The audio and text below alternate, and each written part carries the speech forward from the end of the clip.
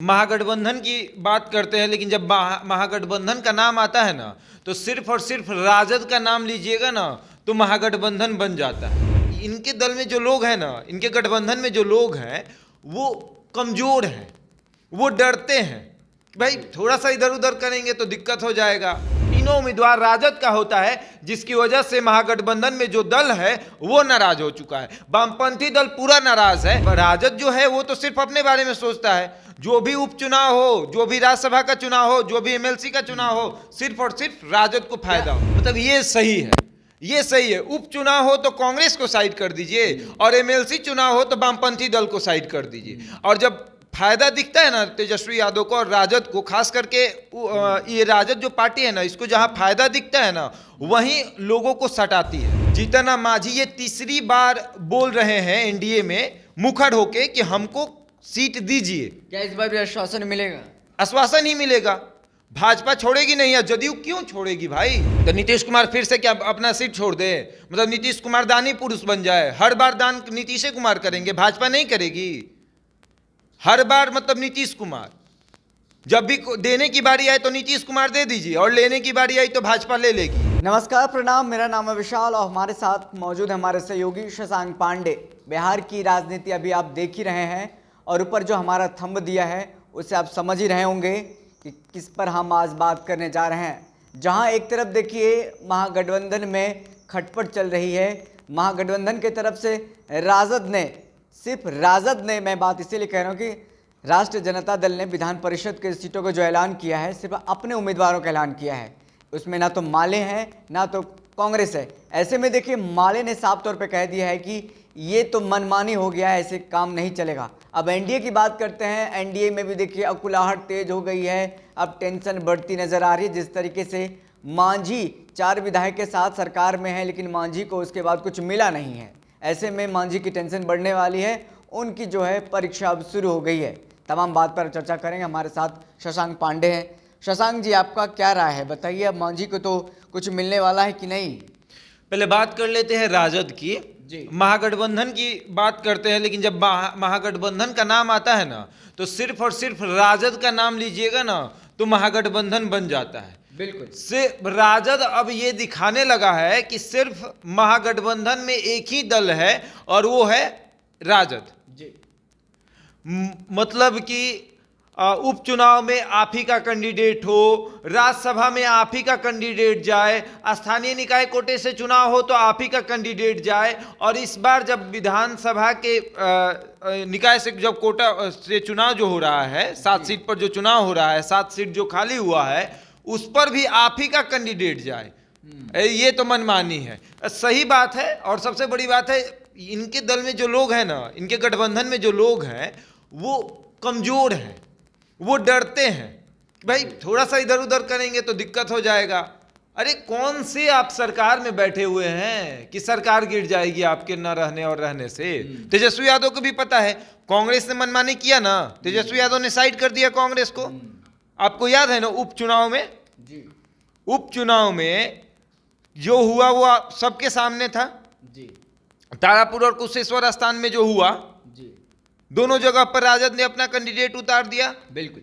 किसी से बात नहीं किया, अपने गठबंधन के किसी भी दल से इन राजद ने बात नहीं किया और अपना उम्मीदवार वहां पर उतार दिया। कांग्रेस नाराज थी जिसकी वजह से उसने भी अपना उम्मीदवार उतार दिया। जी। कर लो बात। उसके बाद चुनाव आता है स्थानीय निकाय कोटे का। स्थानीय निकाय कोटे में कांग्रेस के प्रदेश अध्यक्ष जो है मदन मोहन झा और कांग्रेस के तमाम नेता, विधायक दल के जो नेता हैं, सभी लोगों का कहना था कि हम मिलकर चुनाव लड़ेंगे, हम महागठबंधन में हैं और मिलकर चुनाव लड़ेंगे। तब तेजस्वी यादव का आपने बयान सुना था ना? जी। दिल्ली से उन्होंने बयान दिया, कुछ दिन तक गायब थे, लेकिन जैसे ही उनको पता चला कि कांग्रेस ने ये कह दिया है कि हम मिलकर चुनाव लड़ेंगे तो उनका तुरंत एक बयान आता है कि हम स्वतंत्र होकर चुनाव लड़ना चाहते हैं। स्वतंत्र होकर चुनाव लड़ना चाहते हैं। और वैसा ही हुआ। 24 जगह पर अपने उम्मीदवार उतार दिए, 6 जीत कर आए। बिल्कुल। अब देखिए राज्यसभा भेजने की बात हुई, 5 सीट पर चुनाव हो रहा है राज्यसभा का। जी। अभी उम्मीदवार का नॉमिनेशन आज लास्ट डेट है। बिल्कुल। उम्मीदवारों का नॉमिनेशन हुआ, इन्होंने किसी से बात नहीं किया और अपने 2 उम्मीदवार को उतार दिया। जी। अब जैसे ही उस उम्मीदवार का अभी नॉमिनेशन का डेट खत्म होने ही वाला था कि इन्होंने एक बड़ा धमाका किया और विधानसभा कोटे से जो 7 सीटों पर एमएलसी का चुनाव हो रहा है वहां पर ये लोग अपने 3 उम्मीदवार उतार देते हैं और तीनों उम्मीदवार राजद का होता है, जिसकी वजह से महागठबंधन में जो दल है वो नाराज हो चुका है। वामपंथी दल पूरा नाराज है। वामपंथी दल पहली बार, विशाल आपको याद है कि वामपंथी दल पहली बार ऐसा आवाज उठा रहा है, मुखर होकर बोल रहा है कि ये गलत हुआ है। बिल्कुल। इसके पहले भी बहुत बार चुनाव हुआ है लेकिन वामपंथी दल एक बार भी नहीं बोला।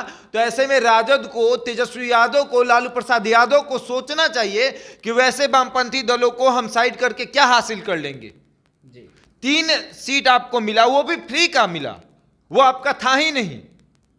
वो तो 5 एमएलसी का जो सीट है जदयू का है, 7 को खाली हुआ है ना, तो 5 तो जदयू का है। देखिए नाम भी है, 5 को जो सीट है। अब ऐसे में मतलब कैसे काम चलेगा? अब इनको फ्री में मिला तो ये दे भी नहीं सकते हैं किसी और को। जी। इनको तकलीफ हो रही है। अब देखिए ये कमर आलम का जो सीट खाली हुआ, गुलाम रसूल बलियाबी का जो हुआ, उसके बाद रोजिया नासी का जो हुआ, उसके बाद रणविजय कुमार सिंह का हुआ, सीपी सिन्हा का हुआ। ये तो जदयू के थे ना, ये तो जदयू के एमएलसी हैं, इनका सीट खाली हुआ। लेकिन जदयू के पास संख्या बल कम है, इसलिए जदयू सोच रहा है कि 2 को ही भेजेंगे, जदयू के कोटे में कम जाएगा। हाँ कम जाएगा। राजद को फ्री में मिला तो उसमें भी इनको देने में तकलीफ थी। मतलब फ्री का भी सीट ये किसी को नहीं दे सकते हैं। लेकिन राजद ये सोच रही है कि हमारे पास 75-76 एमएलसी हैं, हाँ। 75-76 विधायक हैं, तो 2 ही जाएंगे। हम ही क्यों नहीं रखें? सुनिए ना, 75 है ना, तो 2 ही जाएंगे। 31 विधायक मिलकर 1 एमएलसी बनाते हैं, तो 31 62 हुए। बिल्कुल। और जो बचे इनके पास जी 75 है ना, इनके 76 हैं, 76 हैं, 14 बचे इनके।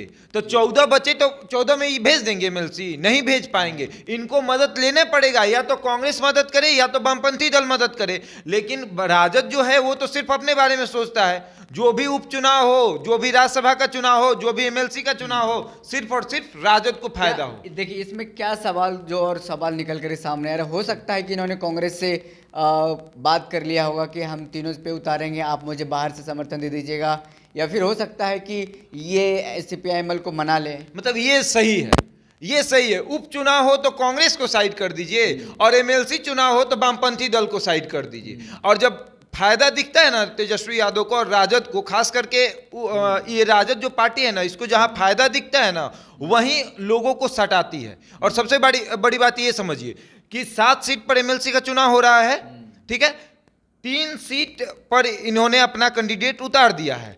अब वामपंथी दल नाराज है, तो इनको पता है कि अब वामपंथी दल नाराज है तो किसको सटा सकते हैं, तो अब कांग्रेस से इनकी नजदीकियां बढ़ेंगी। देख लीजिएगा आप कि ये कांग्रेस के नेताओं से अपनी नजदीकियां बढ़ाएंगे और उनके पास जाकर कहेंगे कि हमको आप मदद कर दीजिए, क्योंकि वामपंथी दल तो मदद करने से रहा जी, तो वो मदद करेंगे।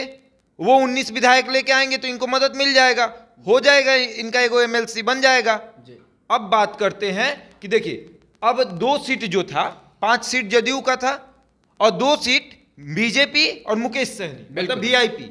मुकेश सहनी तो हट चुके हैं, वो सीट अब खाली हो जाएगा। तो ये 2 सीट अब भाजपा नहीं छोड़ेगी जी। बचा 2 सीट, तो 2 सीट तो जदयू लेगी ना, उसके पास संख्या बल कम है, 31 लोग मिलकर उसको वोट करेंगे, तो जो बचेगा जी, वो राजद से, वो भाजपा से समर्थन मांगेगी कि आप मुझे समर्थन करिए, मेरा एक और एमएलसी पहुंचा दीजिए, क्योंकि 5 एमएलसी था, 5 से हम 2 पर आ गए हैं। तो अब मुकेश सहनी का जो सीट है वो भाजपा के पास जाएगा। तो अब जीतन राम मांझी को क्या मिलेगा? जीतन राम मांझी ये तीसरी बार बोल रहे हैं एनडीए में मुखर होके कि हमको सीट दीजिए। क्या इस बार भी आश्वासन मिलेगा? आश्वासन ही मिलेगा, भाजपा छोड़ेगी नहीं। है जदयू क्यों छोड़ेगी भाई? 24 सीटों पर जो एमएलसी के चुनाव हुए तो उसमें भी जीतन राम मांझी ने मांग किया था कम से कम 1 सीट तो एनडीए के मतलब मुझे मिलनी चाहिए। और राज्यसभा का चुनाव हुआ उसमें भी 1 सीट भी नहीं दिए। और फिर 7 सीटों पर जो चुनाव होने हैं उसमें क्या उम्मीद है कुछ की नहीं? बिल्कुल उम्मीद नहीं है। आप समझिए ना, 5 से 2 पर आ गई है जदयू। छोड़ेगी क्या जदयू? जदयू तो नहीं जदयू छोड़ने नहीं छोड़ेगी। भाजपा छोड़ देगी? भाजपा छोड़ देगी? भाजपा भी नहीं छोड़ेगी। बहुत कम उम्मीद है। उम्मीद ही नहीं है। जीतन राम मांझी को फिर से वही ठेंगा मिलने वाला है जीतन जो राम मांझी already नीतीश मिल चुका है। क्योंकि जीतन राम मांझी नीतीश कुमार गुट के हैं, नीतीश कुमार ने इनको एनडीए में लाया था। तो नीतीश कुमार फिर से क्या अपना सीट छोड़ दे? मतलब नीतीश कुमार दानी पुरुष बन जाए? हर बार दान नीतीश कुमार करेंगे, भाजपा नहीं करेगी। हर बार मतलब नीतीश कुमार, जब भी देने की बारी आए तो नीतीश कुमार दे दीजिए, और लेने की बारी आई तो भाजपा ले लेगी। क्या नीतीश कुमार से पूछ कर गए थे मुकेश सहनी के विधायक को तोड़ने? ऐसा नहीं ना था। बिल्कुल। तो देखिए, बात यह है कि जीतन राम मांझी को फिर से ठेंगा मिलने वाला है एनडीए की तरफ से। महागठबंधन ने तो वामपंथी और कांग्रेस दल को मतलब ठेंगा दिखा ही दिया। वामपंथी दल के सभी दलों को ठेंगा दिखा दिया है। अब वो नाराज होकर ही क्या कर लेंगे? जब राजद को जरूरत पड़ेगी तो कांग्रेस को साइड करेगी और फिर से वामपंथी दल को सटाएगी कि आइए हमारी मदद कर दीजिए, और जब जरूरत नहीं पड़ेगी तो फिर से साइड कर देगी। आपको याद है ना, लालू यादव जिस दिन यहां आए थे उस दिन वामपंथी दल के सभी लोगों को बुलाकर, सभी विधायकों को बुलाकर एक बैठक किए थे, सबके साथ बैठक किए थे जी। क्या उस बैठक में इस बात पर चर्चा हुई थी कि हमें एक सीट दे दीजिए? अगर हुई थी तो क्या चर्चा हुई थी?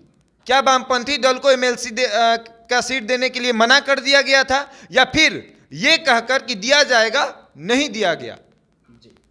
आप ठीक है, आप एक आम कार्यकर्ता को भेजते हैं, मुन्नी रजक को आप भेजते हैं टीम एमएलसी का सीट देते हैं, टिकट देते हैं उनको, आप सदन में भेजते हैं, लेकिन आप अपने गठबंधन में जो दल शामिल उसके बारे में भी तो सोचिए कि सिर्फ राजद अपने बारे में सोचेगा। ये तो कहीं ना कहीं पूरी तरीके से मनमानी दिख रहा है। और जो राज्य सचिव हैं माले के कुणाल, जिन्होंने साफ तौर पे कहा कि ये तो दोषपूर्ण रवैया है, ये गलत, ऐसा नहीं। हमारी जब उनकी बातचीत हो रही है और अचानक आप सडनली आप फैसला सुना देते हैं, 3 कैंडिडेट का नाम अनाउंस कर देते हैं, ऐसे में तो देखिए ये तो गठबंधन धर्म के खिलाफ बताया जा रहा है। ये आज समझ में आया है, आज समझ में आया है ये बात तब समझ में नहीं आई जब कांग्रेस को साइड किया गया था जी। उस समय तो माले के जो लोग थे वो ये कह रहे थे कि कांग्रेस ने गलत किया है। आज माले के लोगों को यह समझ में आएगा कि कांग्रेस ने गलती उतना नहीं किया था जितना राजद ने किया था, क्योंकि आज अब माले का क्या गलती था कि इनको साइड कर दिया गया? बिल्कुल। अब माले को साइड कर दिया गया और कांग्रेस से समर्थन मांगा जाएगा जी। क्योंकि कांग्रेस के पास 19 विधायक है, वो तो सोच भी नहीं करेगा कि हम भेजे अपना। बिल्कुल। और कांग्रेस और वामपंथी दल का कभी विचार मैच करेगा ही नहीं जी। कि एक साथ होकर ये एमएलसी भेज दे, नहीं हो सकता है। अगर विचार भी मैच कर जाएगा तो ये लोग अगर एक साथ आते भी हैं तो दोनों में इस बात की लड़ाई होगी कि मेरा जाएगा तो मेरा जाएगा। जी। राजद ये जानता है, होता है ना कि दो लोगों के झगड़े में एक आदमी कुछ फायदा हो जाता है, एक आदमी को, एक आदमी मजा मार लेता है, वही हाल हो गया है। वामपंथी दल और कांग्रेस के भिड़ाकर राजद ने अपना सीट बचा लिया। चलो 3 हो गया, फ्री में मिल गया एकदम 3 एमएलसी। अब देखिए एनडीए के जिस दिन उम्मीदवार की घोषणा होगी, क्या लगता है क्या होगा उस दिन? क्या मांझी को मिलेगा? ये भी देखने वाली बात होगी। अब तय यही मानिए कि मांझी को कुछ नहीं मिलने वाला है। देखिए, तो शशांक पांडे का मानना है कि मांझी जिस तरीके से लगातार अपनी सीट मांगते रहे कि एक सीट मिल जानी चाहिए विधान परिषद का, क्योंकि पिछले बार जब 24 सीटों पर एमएलसी के चुनाव हुए तो एक भी सीट उनको नहीं मिला, तो वो लगातार ऐसी मांग करते रहे। फिर देखिए जुलाई में 7 सीटों पर विधान परिषद के चुनाव होने हैं, लेकिन अब लगता है कि मांझी फिर से मांगने के मूड में है, क्योंकि लगातार वो मांगते रहे, मिला नहीं है। क्या लगता है आपको, आश्वासन मिलेगा या सीट मिलेगा? वहीं दूसरी तरफ महागठबंधन में राजद ने मनमानी करते हुए साफ तौर पे तीनों कैंडिडेट का ऐलान कर दिया है। जिस तरीके से विधानसभा में विधायकों का गणित है उसमें 3 सीट राजद को आ रहा है, यानी कि महागठबंधन को आ रहा है। तो ऐसे में महागठबंधन धर्म के खिलाफ ये बातें हो रही है, या फिर राजद का जो गणित है, जो मजबूती है, उसके अनुसार उन्होंने ये काम किया? क्या लगता है आपको? कमेंट सेक्शन बॉक्स में आप मुझे कमेंट करके बता सकते हैं। फिलहाल इस वीडियो में इतना ही, हमें दीजिए इजाजत, फिर मिलते हैं किसी बड़ी खबर के साथ। तब तक के लिए धन्यवाद।